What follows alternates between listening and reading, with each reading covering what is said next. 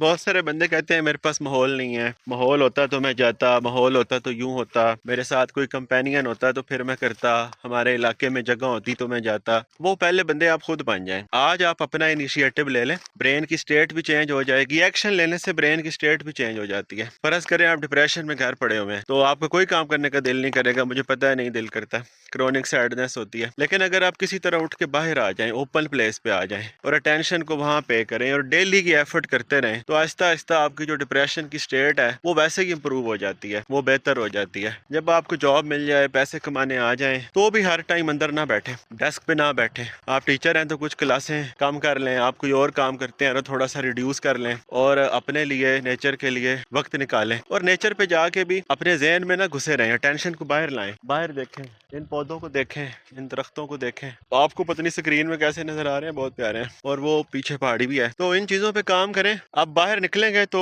Worry भी कम होगी, anxiety भी रिड्यूस होगी, सांस फूलेगा शुरू शुरू में। और लेकिन जैसे जैसे आप अटेंशन पे करेंगे इन चीजों को, तो आप बेटर भी होते जाएंगे।